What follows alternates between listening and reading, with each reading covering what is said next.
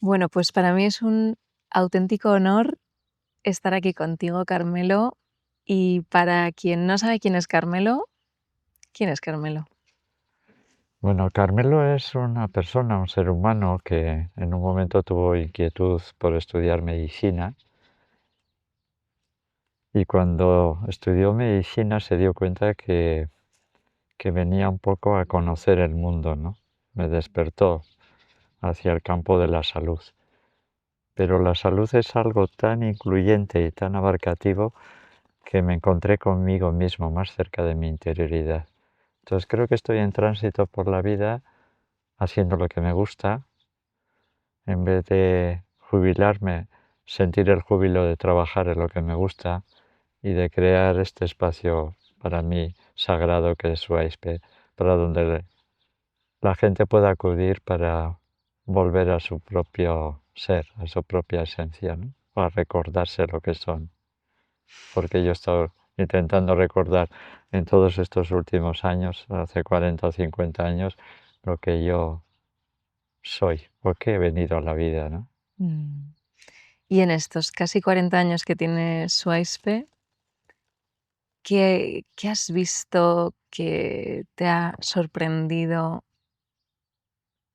y que necesitas que el mundo sepa?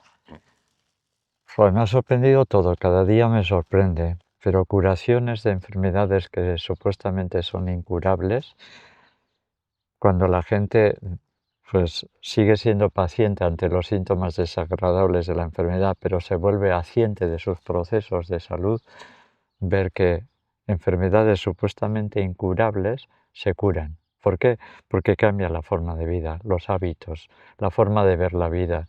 Todo ello me parece imprescindible para la curación. Mm. En medicina higienista decimos que curar viene del latín curare y curare significa cuidar. Por eso la propuesta de nuestro centro es Sueispe, es un lugar para cuidarnos y curarnos, cuidarnos y curarnos. Ese es el lugar de encuentro de Sueispe. ¿Cuál ha sido el milagro más grande que has visto ahí? Curaciones de enfermedades graves, ¿eh? Yo no diría uno, sino podría hablar de decenas de milagros. Curaciones de cáncer, curaciones de artritis reumatoide, de esclerosis múltiple, por citar tres de las enfermedades que, a pesar de ir contracorriente, porque es un paradigma, es una visión hacia la salud, no es ir contra la enfermedad, a mí esas curaciones me han dado ánimo para seguir. O sea, tiene sentido mi trabajo, tiene sentido mi labor más que mi trabajo. Mi labor, porque yo disfruto mucho de ver personas que supuestamente eran incurables de cualquier enfermedad y se curan, ¿no? Mm. No te curas si tú no haces nada por curarte, pero si tú pones todo lo posible de tu parte, al final Mm. tienes herramientas para la curación, ¿no? A mí me ha fascinado, yo después de estar aquí 15 días, casi 7 días de ayuno, que pensaba que no iba a ser capaz.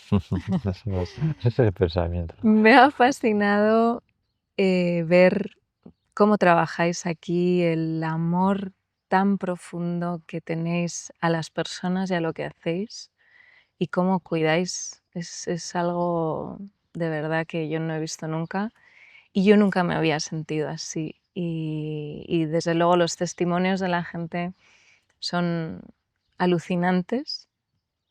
Entonces, me gustaría que explicaras en qué consiste la terapia magna que es el ayuno.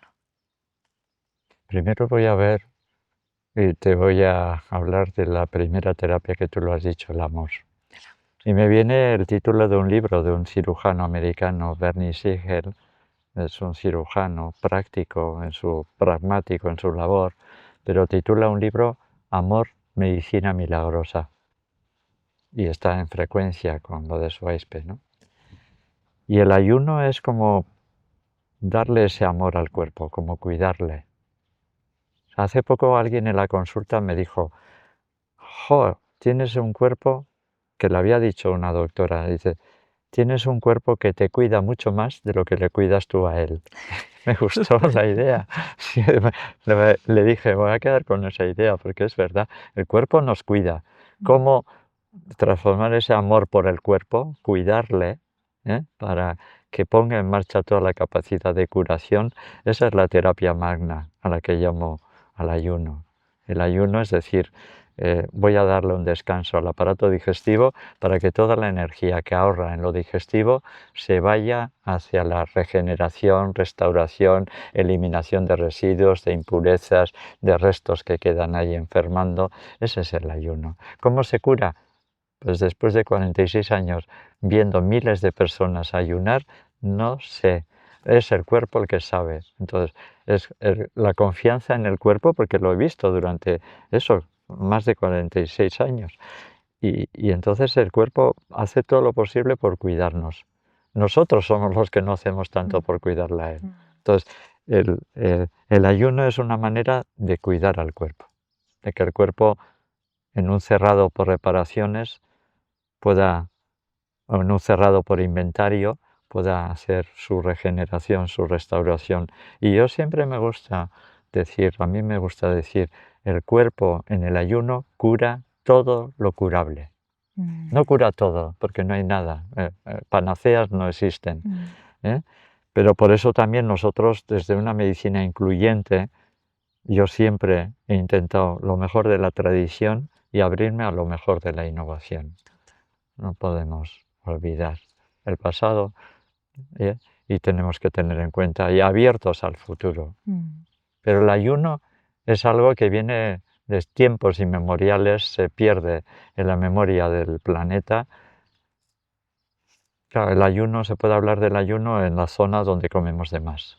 Yo no hablaría del ayuno en Mm, Etiopía o en Biafra o en ujú.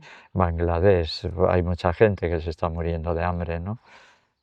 Pero sí, aquí en Occidente, que comemos de más, darle un poco de reposo al aparato digestivo y con ello a todo el cuerpo, a todo el organismo, Mm. eso es el ayuno. Y ahí el cuerpo se cura. El ayuno terapéutico.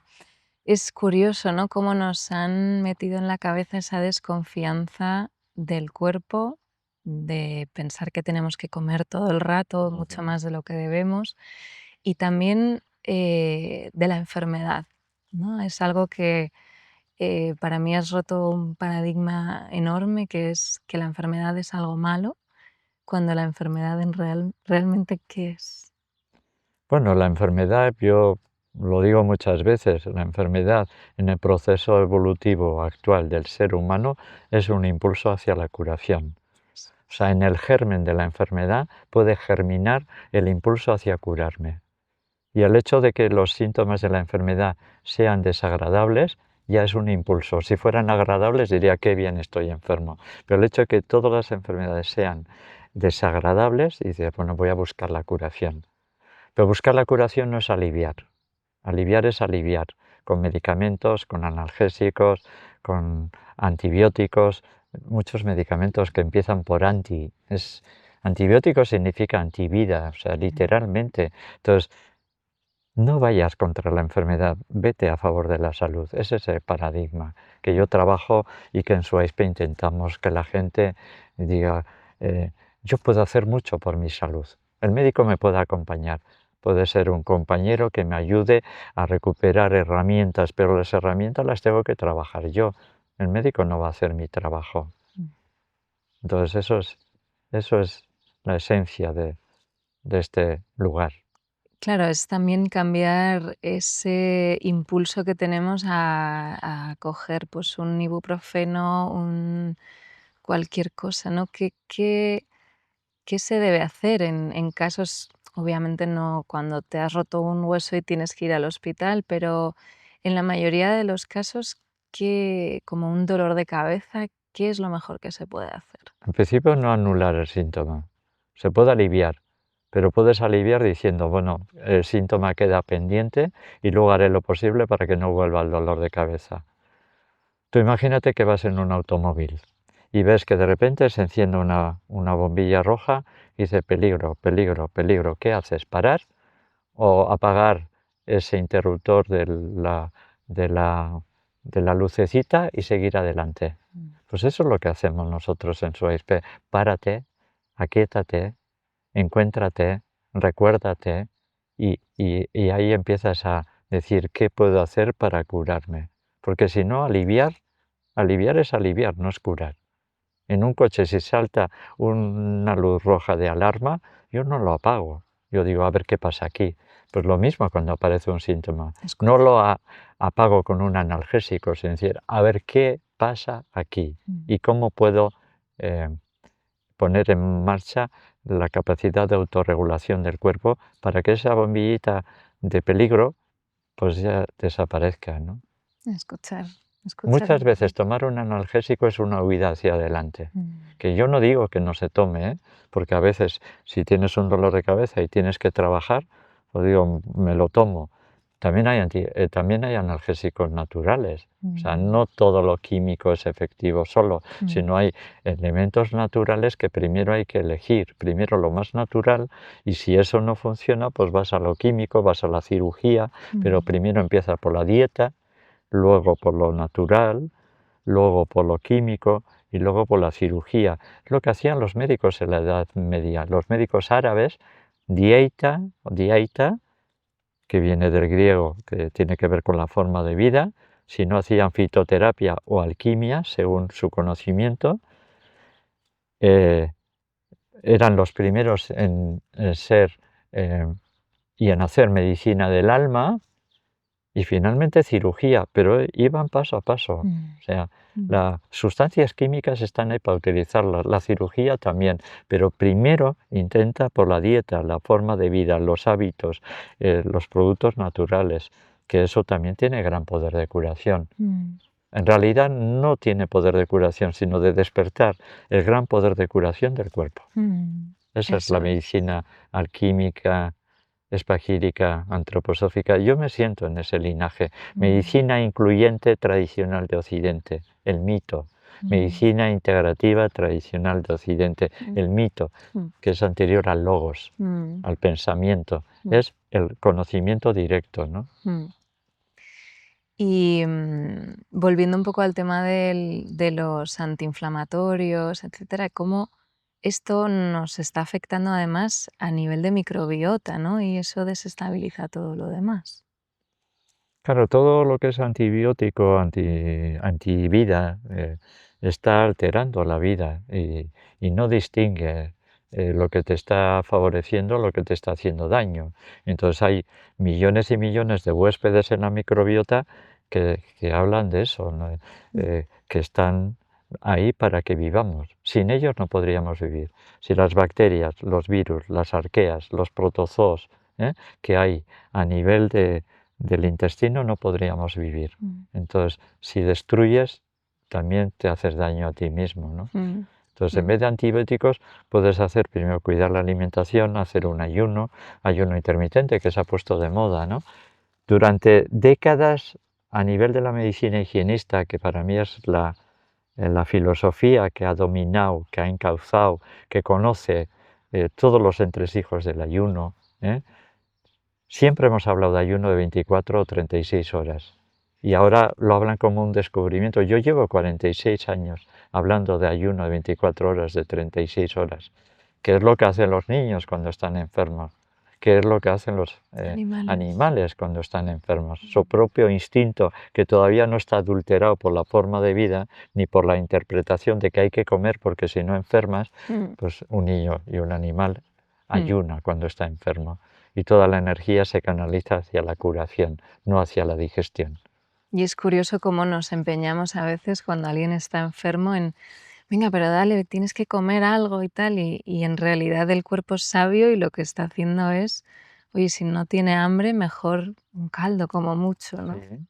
Eso es. Sí, pero a la vez, Andrea, yo creo que tenemos una memoria celular de nuestros ancestros y nuestros ancestros, nuestros abuelos, nuestros bisabuelos, pasaron la guerra y la posguerra. Y ahí sí había hambre, había necesidad, había falta de comida. Y entonces muchas enfermedades fueron por ese sentido, pero ahora no. O sea, el péndulo ha ido al otro extremo. Ahora en cualquier ciudad encuentras en 24 horas un supermercado abierto y te puedes atiborrar a comida, que es la mejor manera de, de tapar tus emociones. O sea, porque al final no comemos por hambre, no comemos por necesidades nutritivas, comemos para tapar la angustia, la ansiedad, el miedo, la preocupación, la rabia no expresada. Y claro, el que vive en una ciudad, la que vivís en una ciudad, pues al final dices, ahí lo tengo fácil, lo tapo con la comida, y si no con la bebida, y si no con el tabaco, y si no con las drogas ilegales, hay de todo.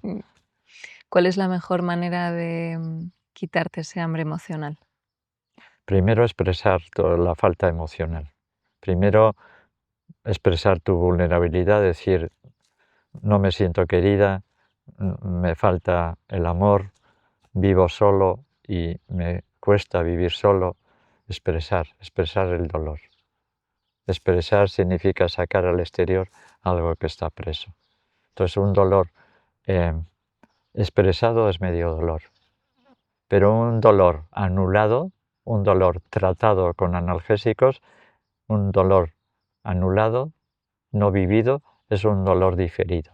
Volverá a la vuelta de la esquina y en aumento de tamaño, como una bola de nieve, será mayor el dolor. Y necesitarás un analgésico más potente, en más dosis, para aplacar la herida del alma que se transmite a través del dolor. Porque todo dolor habla de nuestras heridas del alma. Y se somatiza en el cuerpo, ¿no? Claro, es la vía de eliminación, Mm, es la vía de drenaje. mm, O sea, el cuerpo hace de drenaje de las heridas del corazón y del sentimiento y de las heridas del pensamiento, de las heridas del alma, ¿no? mm, Entonces, el cuerpo es sabio y la enfermedad cura. Y mm, esto sorprende. La enfermedad es un método que tiene el cuerpo de desintoxicación, autorreparación, autocuración. Lo mm. que pasa que no le damos tiempo. Claro. Estas semanas han sido de muchísima profundidad, no solo por el ayuno, porque uno piensa, bueno, pues estás ahí ayunando y estás tirado y no haces nada, ¿no? Y para nada, la verdad es que ha sido preciosísimo porque hacéis también un trabajo muy grande a nivel emocional y todas las mañanas hacemos unos ejercicios que, bueno, que me gustaría que más o menos por encima explicaras un poco, si quieres. Yo siempre considero que la mayoría de nuestras enfermedades, malestares, trastornos vienen de lo emocional. Yo podría hablar de cifras de un 80% de nuestros trastornos son psicosomáticos, donde exige la mente actúa sobre el cuerpo, ¿no? Y entonces hay el trabajo especializado de SWIPE es trabajar sobre la encrucijada emocional. Miedo, tristeza, rabia, alegría son las 4 emociones que consideramos dentro de la encrucijada emocional. Entonces, ¿cómo expresar mis miedos? ¿Cómo expresar la vulnerabilidad? Porque además, al hacer un trabajo en grupo, pues tienes 30 o más personas a veces escuchándote, sin juicios, críticas, condenas, valoraciones. Es una escucha activa con el ánimo de ayudar. Entonces, todos los trabajos que hacemos a nivel psicoemocional, que es uno de los grandes pilares de su ASP, ¿eh? Es en esa idea de que puedas expresar lo no dicho, lo no hecho y lo no expresado. O sea, que puedas compartir, Mm, porque todos tenemos el alma herida y tenemos que curar, o al menos cicatrizar las heridas. mm. Y cuando hay alguien que me escucha, y si encima son 25 o 30 personas las que me escuchan, pues hay todavía el alma de grupo ayuda a la curación de cada uno de los individuos que formamos el círculo. Totalmente, totalmente, totalmente. Volviendo al tema del hambre emocional, se está empezando a utilizar mucho el Ozempic GLP-1. Me gustaría saber cuál es tu opinión acerca de A esto. ver, el GLP-1, por no utilizar nombres comerciales, es un remedio químico que puede bajar la concentración de glucosa en sangre. La glucosa ya no se transforma en grasa, en triglicéridos, y entonces pues ya bajas de peso. Me parece mucho más natural una dieta a frutas, a ensaladas, a crudos o el ayuno en sí, y es mucho más seguro, porque no estás metiendo una sustancia química que puede interferir con el resto. O sea, el problema de interferir con una sustancia química es, primero, que el hígado no sabe reconocer lo que es. El hígado puede reconocer la zanahoria y lo que hay en la zanahoria, o la lechuga, o incluso la sardina a nivel de pescado, porque son productos naturales de la naturaleza. Pero una sustancia química producida en un frío laboratorio, pues es difícil, para mí imposible, que el hígado lo reconozca. Entonces el hígado primero lo va a intentar eliminar. Y en segundo lugar, puede alterar el equilibrio hormonal, el equilibrio metabólico, y ahí tiene unas consecuencias que son colaterales. Yo no suelo recomendar. Así como el ayuno no tiene efectos secundarios, todo químico puede tener efectos secundarios y colaterales. Y se habla a veces también de que las mujeres deberían de tener cuidado ayunando. Hay gente que dice que sí, gente que dice que no. Me gustaría saber también cuál es tu opinión. Mira, yo, Andrea, estuve hace unos meses en Biarritz, en la parte francesa, ¿no? Porque ahí hay libros que aquí no hay a nivel de salud. Y vi un libro, El ayuno en la mujer. Digo, ¿qué diferencia tiene? Yo llevo 46 años viendo a mujeres y hombres ayunando. Y dices, ¿qué diferencia tiene el ayuno en la mujer y en el hombre? Pues en la mujer la única diferencia que puede tener el ayuno es cuando la mujer está embarazada o cuando la mujer está dando de mamar, en la lactancia de un niño o de una niña. Ahí es donde el ayuno, en principio, por No sé qué. principio de precaución no, pero el resto, la mujer como el hombre, pueden ayunar. Y es recomendable que ayunen cuando notan que hay algo que se puede reparar. Entonces yo esa distinción no lo hago nunca. Ya te digo, lactancia y embarazo. Todo lo demás, hombre y mujer, metabólicamente somos muy semejantes. Vale, vale. Se habla también, yo te hago todas las preguntas, Y yo intentaré darte las respuestas que sé. de la proteína. De repente, ¿no? La proteína es como que no comemos suficiente proteína, hay que meter mucha proteína. Y aquí pues me gustaría también saber, porque he visto que sobre todo lo que promulgas, que me parece bien, es mucha verdura, mucha fruta y algo de proteína. Sí, frutos secos que tienen proteína, cereales integrales que tienen proteína, legumbres que tienen proteína, pero en un estado natural. No necesitamos concentrados de proteína, no necesitamos carne en exceso, porque el exceso de proteína produce sustancias tóxicas. O sea, tú comes exceso de patatas, carbohidratos, hay fermentación sacarolítica en el colon ascendente, eso produce gases, pero no hay tóxicos, hay gas, CO2, agua y poco más. Pero si tú comes proteínas y la fermentación especial de la proteína, que es la putrefacción en el intestino grueso descendente, ahí hay una putrefacción proteolítica, cadaverina, protexina, indol, escatol, ácido úrico, urea, todo eso es tóxico. Entonces, estamos hablando de lo que Hannah Allen, yo leí en su libro hace el año 82, o sea, prácticamente un montón, de 40 y tantos años. Titulaba el libro El mito de las proteínas, y estoy en ello.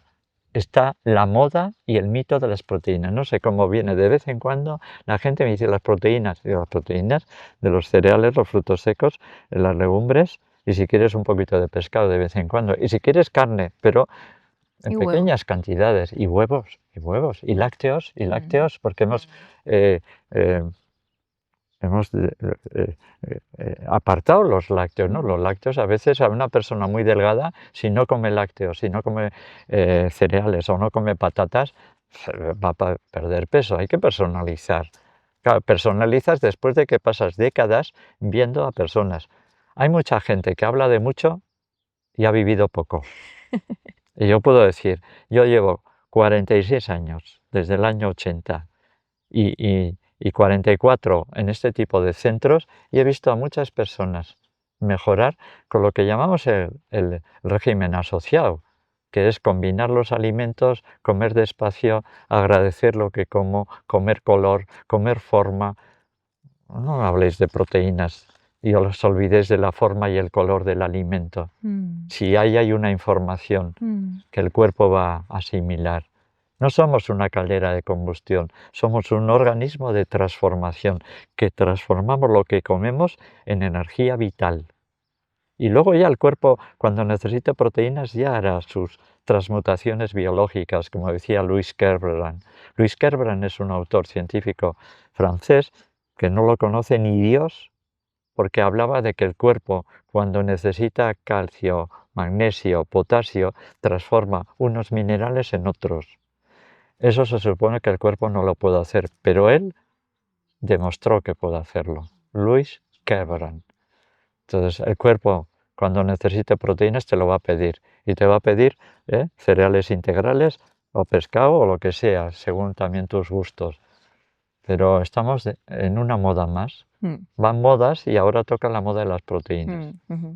No, me parece muy interesante. Yo, personalmente, en los últimos 2 años había metido mucha proteína y sí que noto y entiendo esto que estás diciendo.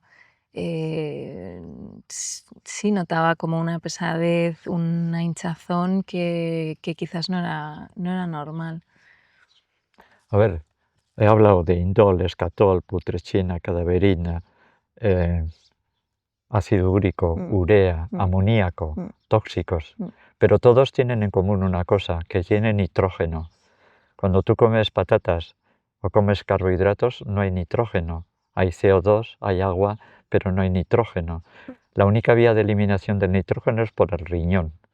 Y tú puedes afectar al riñón cuando comes exceso de proteínas, porque el ácido úrico se elimina por el riñón, la urea también. Los productos catabólicos del indol, del escatol, de todo, de la histamina, todo esto que se forma ahí como productos de degradación de la proteína, solo tienen una vía de eliminación por el riñón.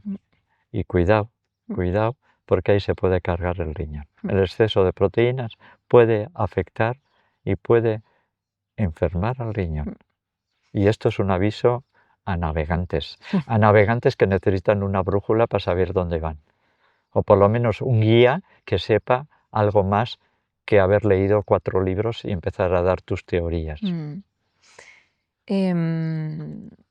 Esta guía de navegantes de la que hablas me parece espectacular. Yo todo lo que he aprendido estas 2 semanas, ¿no? Entonces, se ha demonizado mucho los lácteos, los hidratos de carbono. Me gustaría que hablases un poco de la dieta de asociados o en qué consiste, ¿no? Dieta de asociado, que a veces se llama disociado, pero clásicamente a nivel de la medicina higienista, de la higiene natural, que surgió en 1823 con Isaac Jennings en América, la higiene vital cuando entró en Europa, yo a veces ahora le llamo medicina higienista, también se ha llamado higienismo, eso es importante. La pregunta era... ¿En qué consiste? ¿Cómo El funciona? asociado. ¿Qué se puede combinar, qué no? El asociado habla de asociar unos alimentos con otros para que sean más digestibles. O sea, cuando tú comes patatas, el cuerpo dice, entran patatas, se produce la amilasa salivar, en el estómago no se digiere, luego viene la amilasa pancreática, luego los jugos intestinales, y todo está en jerarquía para la digestión de las patatas. Cuando comes carne, la saliva no cuenta, no hay ninguna enzima que digiera la carne en la saliva.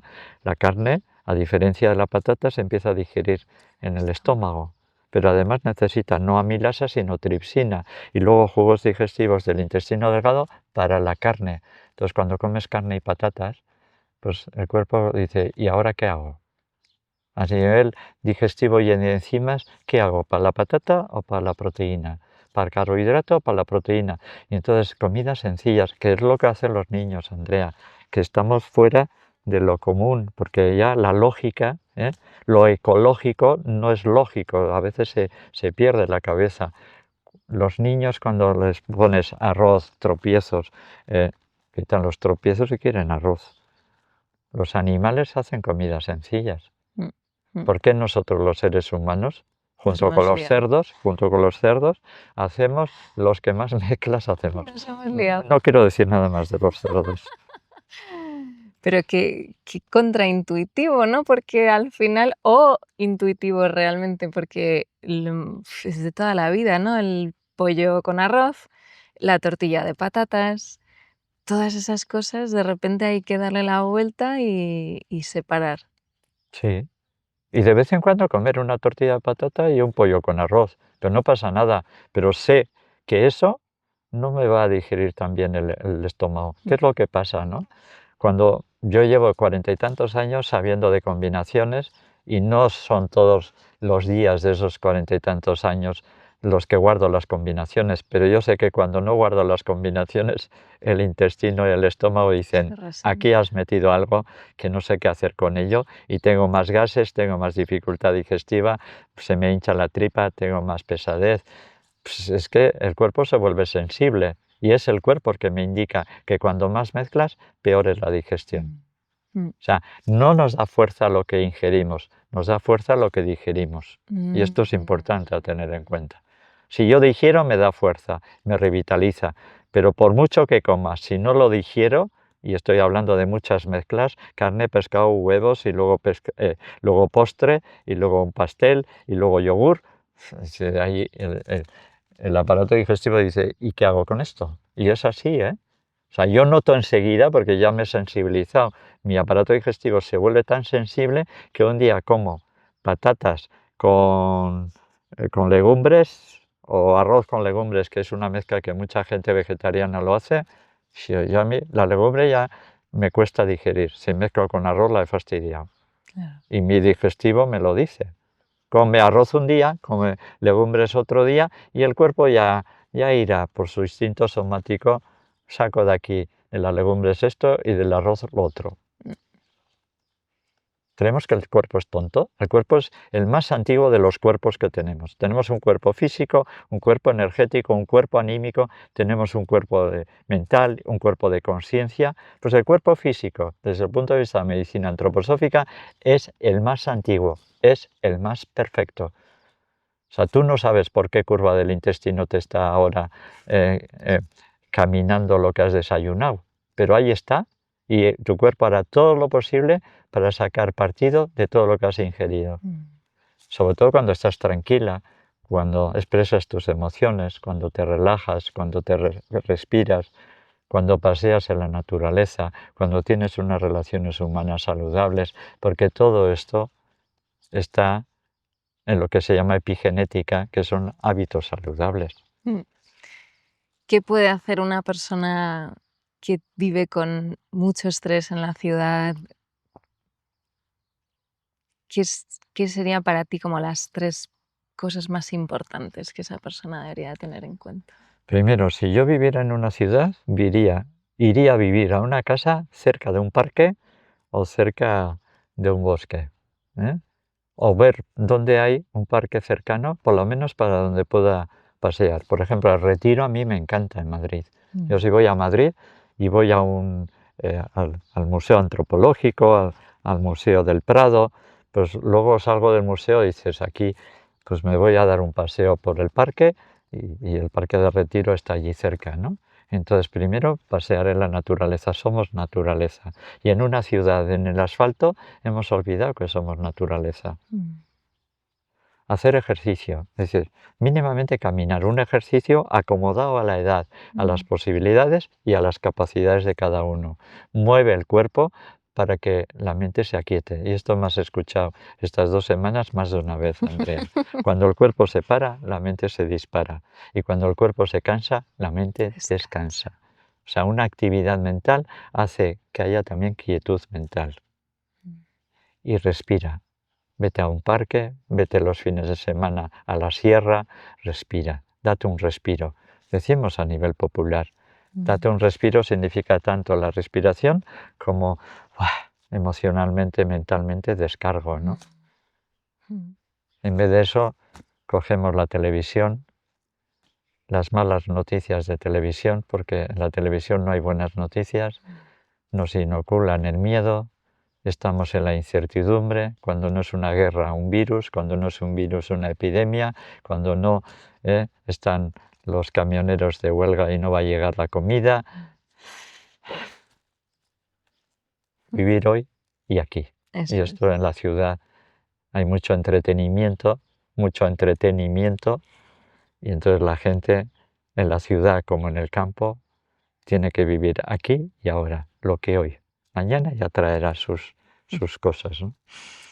Y ya para terminar y cerrar, alguien que quiera empezar con el ayuno, ¿cuántas veces se debe ayunar a la semana, al año? ¿Cuántas horas? ¿Qué es lo que recomiendas tú más o menos? A ver, yo lo más fácil es el ayuno intermitente para empezar, porque un ayuno más largo de un par de días o un día, yo lo que digo es control médico. Control médico de un médico especialista en ayunos, porque la mayoría de los médicos no conocen el ayuno, ¿no? Entonces yo empezaría por un ayuno intermitente, 12, 14, 16, 18 horas, ir poco a poco. Esos hábitos tienen que reconstruirse, porque si no el cuerpo te va a pedir. Tú lo has vivido estos días. Una vez que pasas la sensación de que no has comido, segundo y tercer día en el ayuno, el cuerpo empieza a comer de las propias reservas y parece increíble que no tienes hambre. Increíble, la verdad que sí.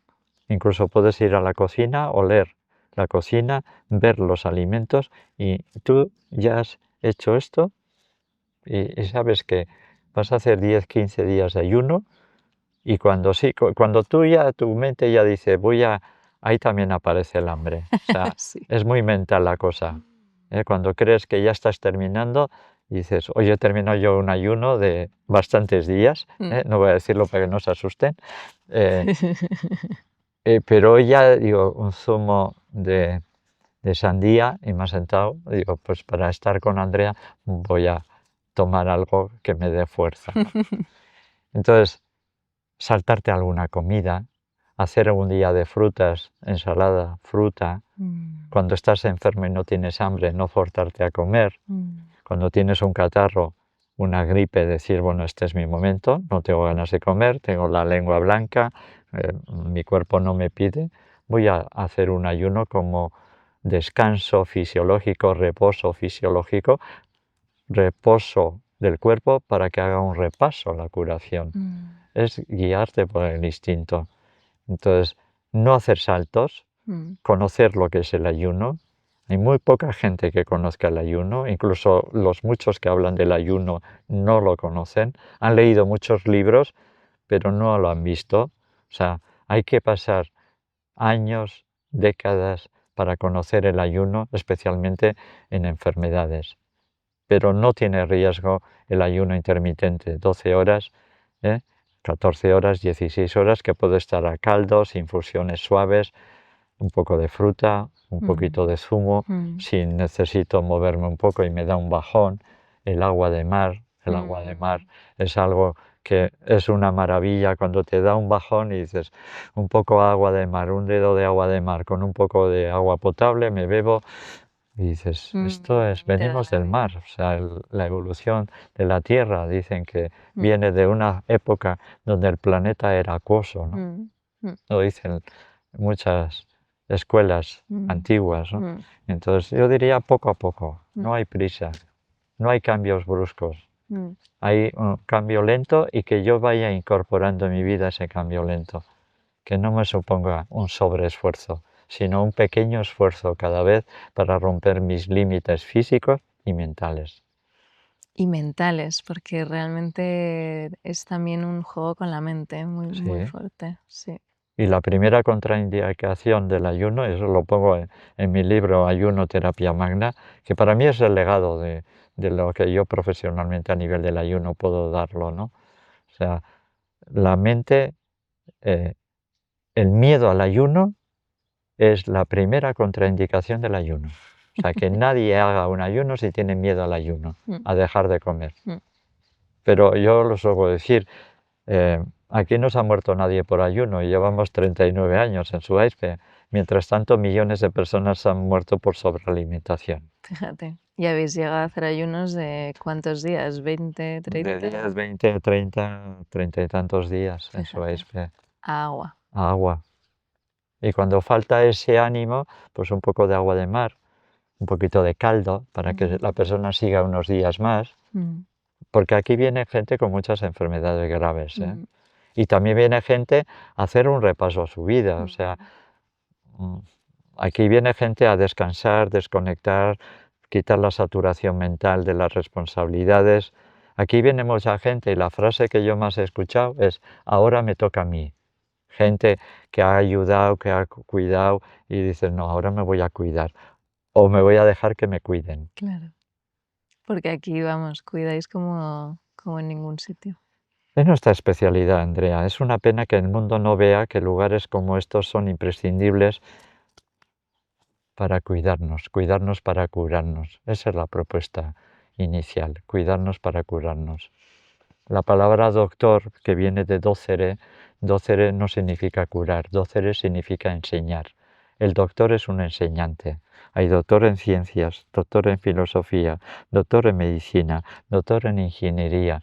El, el doctor es el que ha incorporado en su vida esa enseñanza y lo puede transmitir.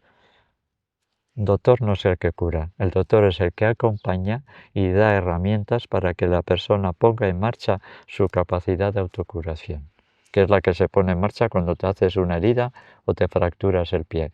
Mm, Yo me fracturé una vez jugando a fútbol la cabeza del peroné, el maleolo del peroné, la cabeza del peroné. Vas al médico, dices, traumatólogo, por favor, que me ponga en su sitio. Pero el traumatólogo no me curó, se curó a través del organismo. El traumatólogo puso las cosas en su sitio y esa es la gran especialidad de traumatología y es muy agradecida en esos momentos, pero la curación no es un acto médico, la curación es un proceso biológico, mm, es un proceso inherente al cuerpo que cuando quitas impurezas, restos, residuos físicos, emocionales y mentales, el cuerpo pone en marcha la capacidad de autocuración. curación. A veces más que hacer es no hacer las trabas que ponemos a que la curación se manifieste, se exprese, florezca. Ese es el higienismo, esa es la higiene vital, esa es la medicina higienista. Educación para la salud. Mm. Y eso es lo que a mí me ha encantado de estar aquí en Swipe estos días, que realmente es una escuela de autocuración. Así que nada, Carmelo, ya te dejo de tantas preguntas. Muchísimas gracias, ha sido un auténtico placer y espero verte muy pronto y que sigas ayudando con esa fuerza que tienes a tantas, tantas personas. Gracias. Gracias a ti, Andrea. Gracias por permitirnos abrir una ventana al mundo para expresar nuestra experiencia y vivencia. Y salud. Salud. Saludos. Cuando damos saludos, damos salud. Gracias, Andrea.